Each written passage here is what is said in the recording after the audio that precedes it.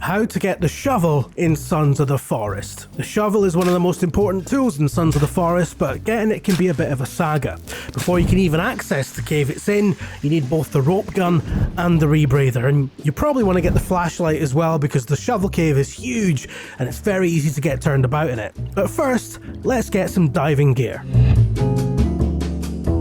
The rebreather can be found on the beach on the north side of the island. This is especially handy if you got the sea crash opening, because if so, you'll spawn right next to it. So head on in. It's a fairly linear cave until you reach this point where a floor lamp is illuminating a path made of bones. Now, following that path will net you some pretty nice rewards, such as the stun gun, which is possibly the worst weapon in the game, but it's better than nothing. But for the rebreather, we want to head the other way into the tunnel on the left, which you can probably barely see at this point because you don't have the flashlight. More on that later. Carry on down there and you'll eventually find a cavern with a big pool and a very mean looking shark in it, which you should ignore entirely, obviously. If you hug the rock wall on the right and scooch around the side, you'll eventually find a bunch of useful items on the ground, and there it is, the rebreather. Grab it, and to exit the cave, simply equip the rebreather and head into the water. Swim to the right, and you'll eventually emerge in the sea next to the beach. The rope gun or zipline gun can be found in the cave that's marked on your map here, near this cluster of ponds, right next door to the helicopter crash site if you get the forest crash opening. It's also quite near the secret cave that's got the 3D printer in it, if that's helpful to you at all. Head inside and you'll find a large subterranean rock pool. Stick on this side of it for now, go over to the workman's lights in the far corner, and you'll find an ominous looking black cross. It won't be any good to you for a while yet, but get it now so you don't have to come back. Dispatch with the mutants and head over to the other side of the pool. Now, hug the wall until you find a small tunnel and keep going until you get to a horrible slug blob trying to squeeze its way out of the crack in the wall, but it's nothing to worry about, he can't get you from there. This is just the game's gruesome way of telling you that an opening can be made here if you have explosives. Luckily, to illustrate the point, a couple of time bombs have been left on the ground nearby. Throw one at the blob and make sure you get a good distance away, otherwise you'll find yourself right back at the start of the level. Now, head through the newly created gap here, horrible as it is, and you'll find yourself in another cave full of mutants and dead workies. Deal with them or sneak past, but head towards the lights and you can't really go wrong. The level is fairly linear from here on in. If you see this weird mural on the wall, you're on the right track. Once you hit this last few dead workmen, you'll want to curve around to the right and once again creep through a narrow tunnel. Press on until you hit another wide open cave with a few mutants in it.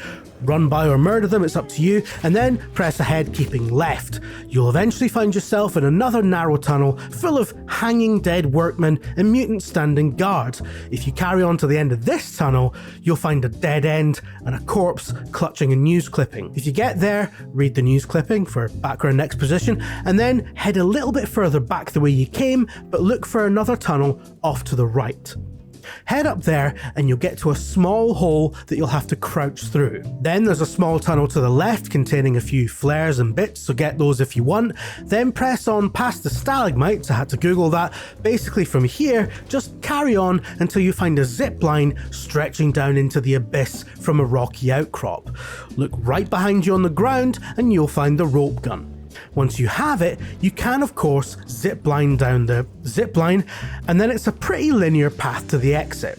What I don't recommend doing is shooting a mutant with a rope dart in a panic and apparently dragging it halfway to the exit as you run away. Once you're out, you can go ahead and get the shovel, but I'd advise getting the flashlight first if you haven't already. Luckily, it's on the way.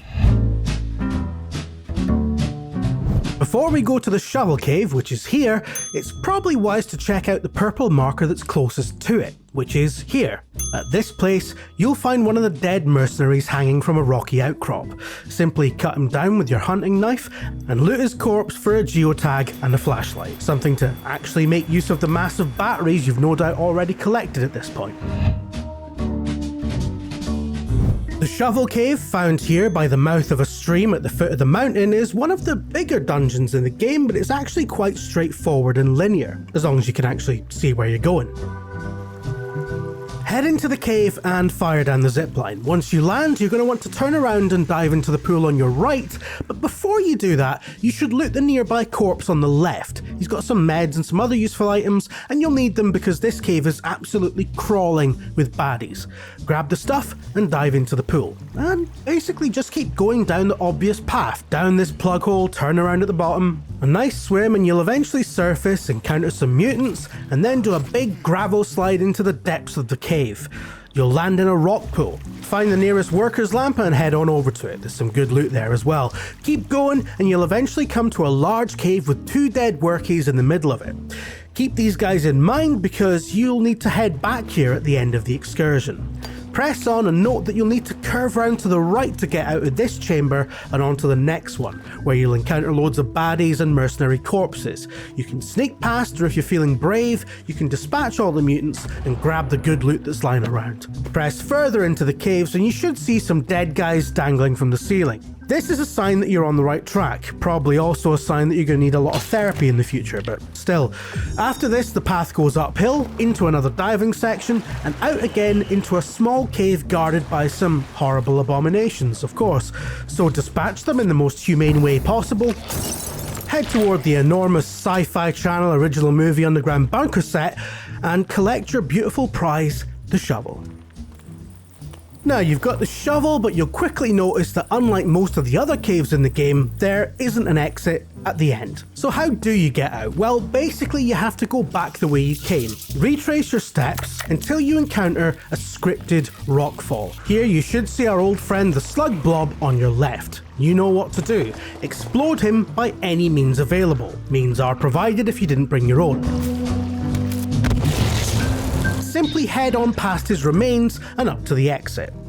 Now that you have the shovel, you can do all manner of useful things like find the maintenance keycard, dig up your buddy's grave and loot a shotgun from his corpse, or simply use it to apply blunt force trauma to the island's inhabitants, who definitely have more right to be there than you do, but hey, that's just another thing you're going to have to unpack with your therapist when you get home.